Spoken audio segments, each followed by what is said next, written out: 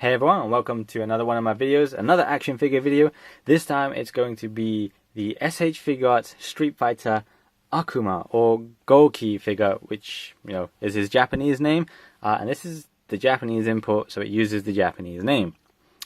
Before I get into the actual figure, going to be the accessories and option parts and then the figure itself, I just want to show you the box quickly of what I can, because I don't have enough space. Basically, there are 4 figures in this line so far. So that's Ryu, Cammy, Rashid, and Chun-Li. Those are all Street Fighter 5 branded, and they try to look more like the Street Fighter 5 characters. This one, plain Street Fighter. And if you missed it from promo materials or whatever, he's got regular hair. He doesn't come with a lion mane head or a lion mane optional part or anything like that. None of that Street Fighter 5 nonsense. Well, to me it's not nonsense. I kind of grew to like it. So that's straight away, keep in mind that there's no lion mane. So yeah, just get the disappointment out there already. They've kind of gone with the Street Fighter 4 artwork. Sorry for knocking the camera.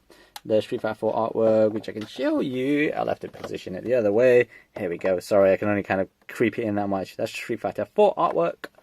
And on the back here is just, I don't normally show the box too often, but it's just because this one is, figure artwork. I don't normally show the box, it's just this one. I just wanted to point out that, it's not Street Fighter 5, it's Street Fighter generic generic branding. This is the Cammy one, and this one has Street Fighter 5, and even if you look at my video for Cammy as well, you'll see the details on the figure are also using Street Fighter 5 detailing.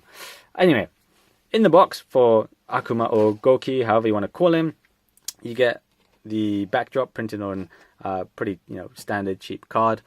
This one is also 2 parts. Connected them, they're kind of awkward to stand up. I'll try it, see what happens. Oh, it kind of stands because it's resting on the Fireball Extra. But this one is a stage from Street Fighter 5. It's a freemium, not freemium, but you gotta pay fight money in order to get it. I don't have it, sadly.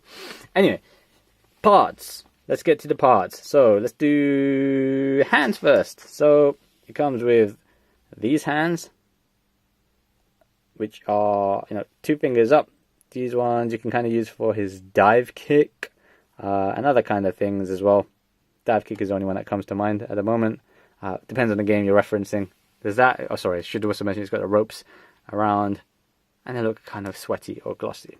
Second pair of hands, fireball hands, or grabbing hands, however you want to call them, really.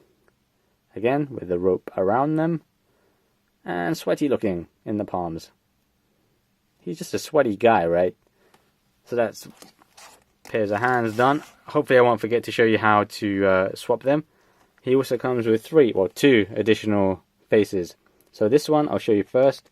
This is actually the original face that's on there. So this one is just a regular scowly looking grumpy guy, also sweaty looking, and he's just looking straight ahead with the red eyes that he's got. Hair looks good, so kind of red with shading in there, and in the ears. The eyes are interesting because they look like they'd be ones that you can kind of take out and swap. They aren't. I've tried. I haven't tried too hard. But I guess if you're a modder, you can take this out and then do whatever you need to do. I don't know why they didn't just let us kind of move the eyes with a pin or something, but whatever.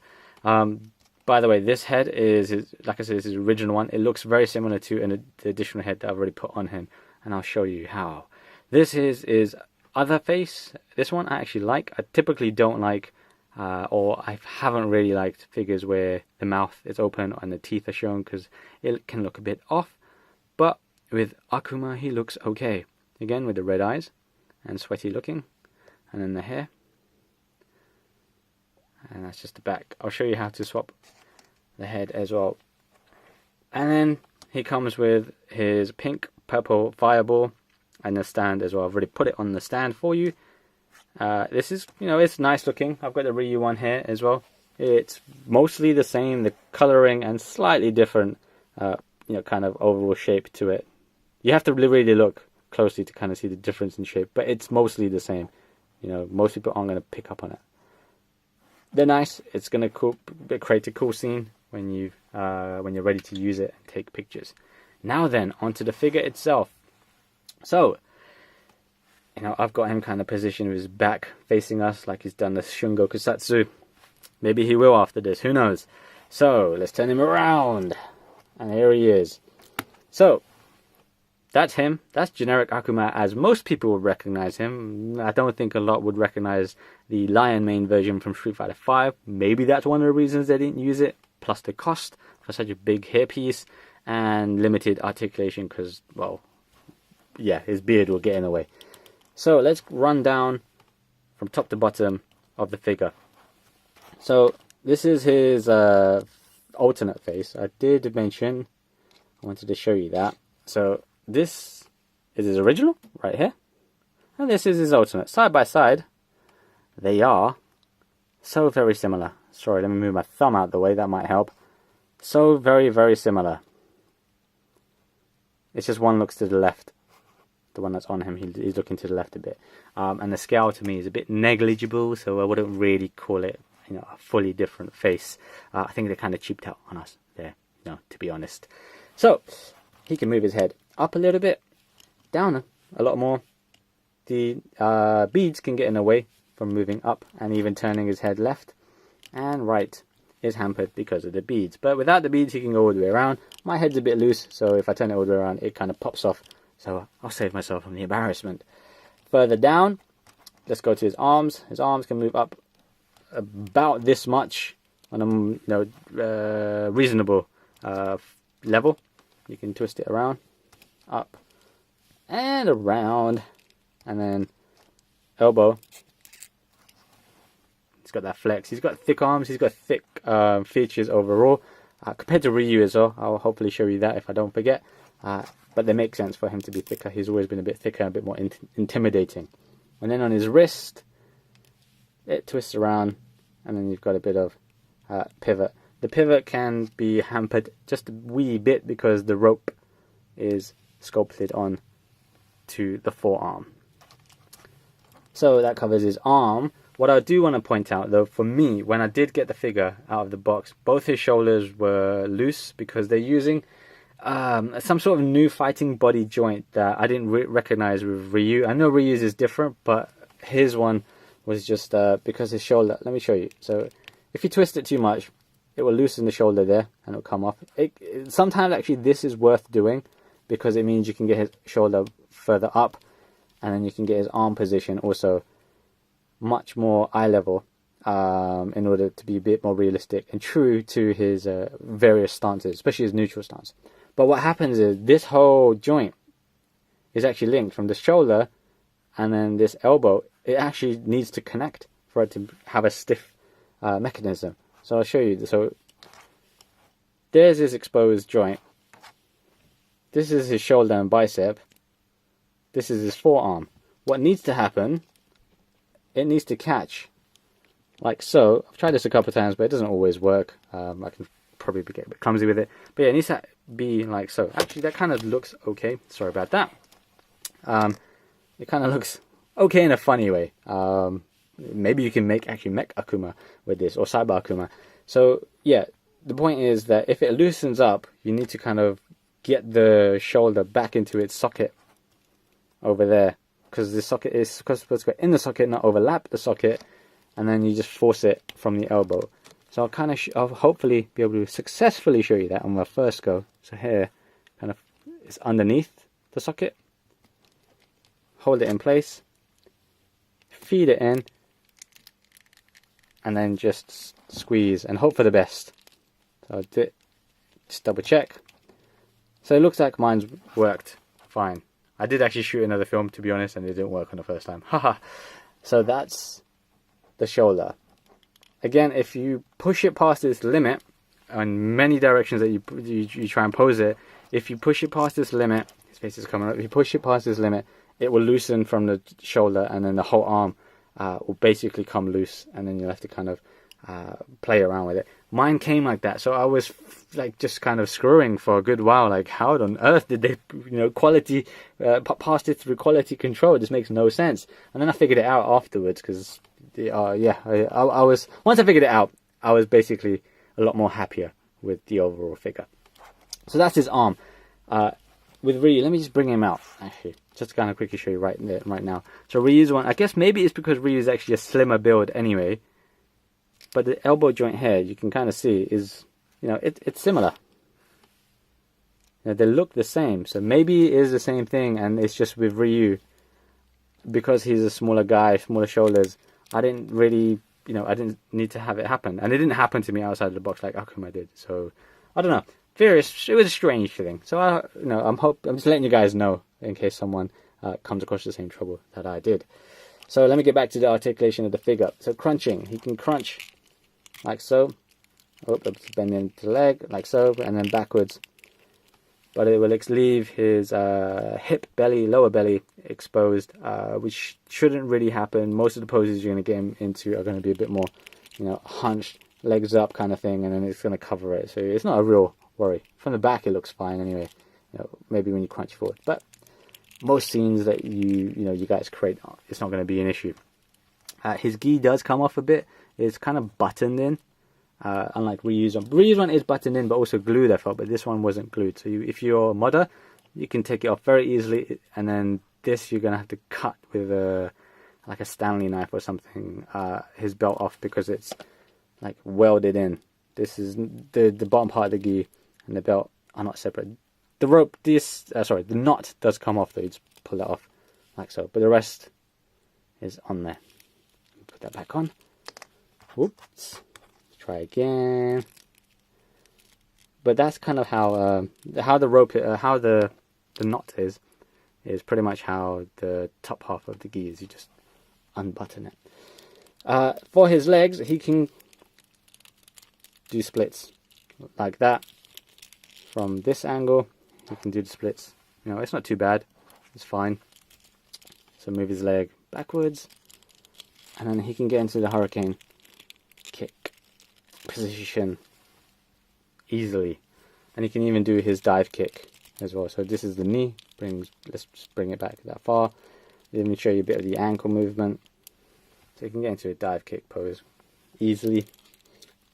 Ankle goes all the way around. Sorry, that's his calf.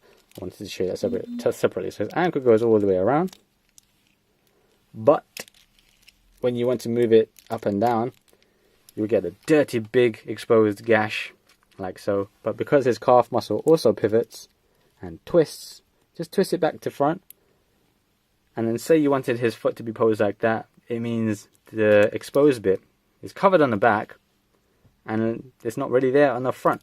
It does mean you can't get a flat foot anymore because it's not the right way around. But if you were using, if he's doing a dive kick or something like that, just turn it around, because if I didn't tell you, most people aren't going to know that his calf is the wrong way around.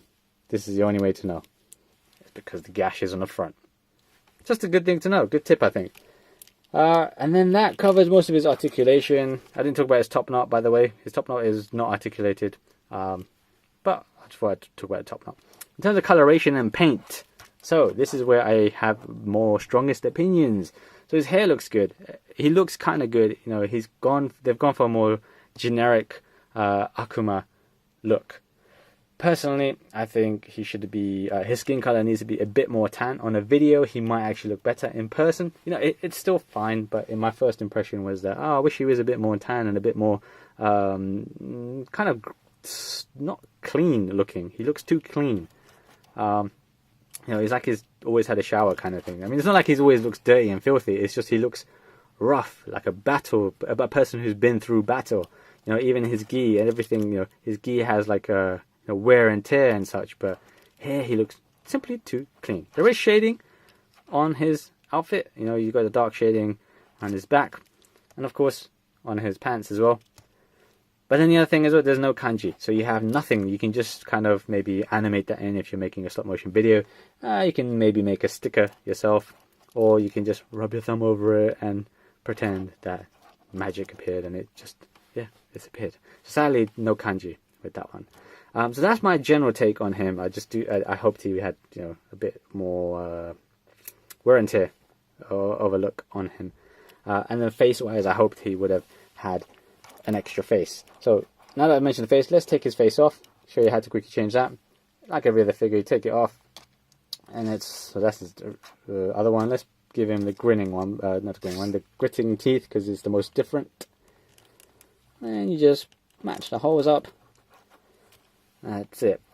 On this figure, on his left side, it's more evident that that's where the separation exists. On the other side, though, once you plug it in properly, it's not as easy to identify. You can still pretty much tell if you know your figures, but it looks much more natural and cleaner on this side. So when the face is on, it's actually not too bad. But again, he looks too sweaty. I think he looks too light-skinned for my liking. I just prefer he was a bit more tan and roughed up looking. So also the hands as well. But before I mention the hands, the beads are a little bit annoying. I think these are probably the easiest and safest thing for people who want to kind of customize the figures but aren't too comfortable with doing, like me. I'm still not going to do it, but you can probably just get your own beads and make like real beads and wire them. Put string through them, real string. That will mean he probably has better movement, because these ones are currently sculpted in one piece. So let's take his head off. So these are the beads, and this is the bottom part of them. They're sculpted such that they should need to rest on his, pecs and shoulders or whatever. So yeah, I think that's an easy fix if you like to mod, and I kind of hope they would have done that. But it's an action figure. Most action figures don't give you that. The most they give you cloth-wise is like a cloth cape, if you're lucky.